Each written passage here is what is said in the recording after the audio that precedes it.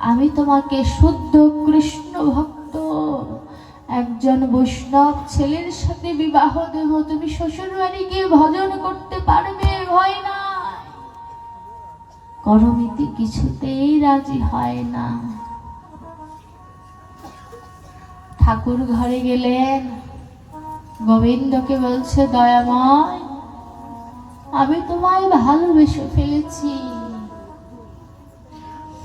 তোমায় ভালোবাসলে আমি অন্য কারো সংসার করব কেমন করে বলো?